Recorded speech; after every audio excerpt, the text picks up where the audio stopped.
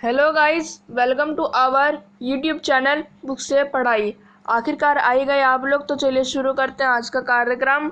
आज हम लोग करने जा रहे हैं आंकलन कार्यपत्रक नंबर 5 यानी असेसमेंट वर्कशीट नंबर 5। डेट है 18 अगस्त ऑफ 2021। विषय हिंदी और कक्षा 9। यहाँ पर आप अपना नाम भरेंगे और अपने कक्षा अध्यापक का नाम। तो चलिए शुरू करते हैं। आज हमें गद्यांश दिया गया पहला चैप्टर 2 बैलों की कथा का, और इसको पढ़कर हमें नीचे दिए गए कुछ प्रश्नों के उत्तर देने हैं। ये आपका एमसीक्यू बेस्ड रहेगा असेसमेंट, और ये रहेगा 10 मार्क्स का, और एक सवाल हर 1 मार्क्स कैरी करेगा। तो चलिए देखें। आज दोनों के सामने फिर वही सूखा भूसा लाया गया। दोनों चुपचाप खड़े रहे। घर के लोग भोजन करने लगे। उस वक्त छोटी सी लड़की 2 रोटियां लिए निकली और दोनों के मुंह में देकर चली गई। उस एक रोटी से इनकी भूख तो क्या शांत होती, पर दोनों के हृदय को मानो भोजन मिल गया। यहाँ भी किसी सज्जन का आवास है। लड़की भैरों की थी, उसकी माँ मर चुकी थी। सौतेली माँ उसे मारती रहती थी, इसलिए इन बैलों से उसे एक प्रकार की आत्मीयता हो गई थी। दोनों दिन भर जोते जोते, डंडे खाते अड़ते, शाम को थान पर बांध दिए जाते। रात को वही बालिका उन्हें 2 रोटियां खिला जाती। प्रेम के इस प्रसाद की यह बरकत थी कि 2-2 गाल सूखा भूसा खाकर भी दोनों दुर्बल ना होते थे, मगर दोनों की आंखों में रोम रोम में विद्रोह भरा हुआ था। तो चलिए सवालों को देखते हैं। पहला सवाल हमसे कहा गया है, भोजन कौन करने लगे।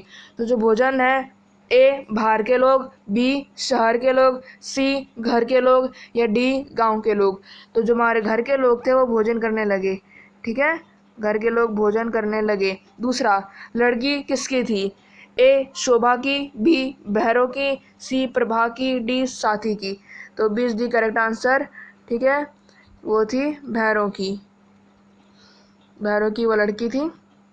आते तीसरे सवाल पे, किसकी माँ मर चुकी थी। ए मित्र की, बी लड़की की, सी लड़के की, या डी भाई की। तो बी लड़की की माँ मर गई थी। पहले का सी, दूसरे का बी, तीसरे का बी। आधे चौथे की तरफ, दोनों बैलों की आंखों में रोम रोम में क्या भरा हुआ था। ए प्रेम, बी घृणा, सी विद्रोह, डी अपनापन। तो सी इज द करेक्ट आंसर। विद्रोह भरा हुआ था दोनों की आंखों में।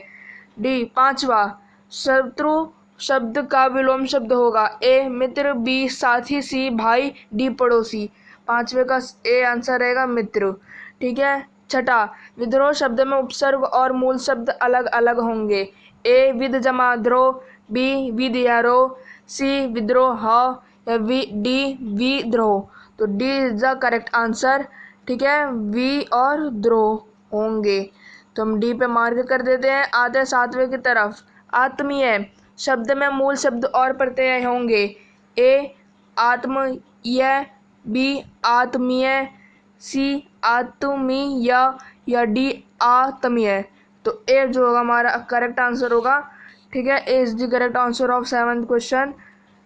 और आते हैं अपने सवाल 8वें की तरफ। मरण शब्द का समानार्थी शब्द होगा।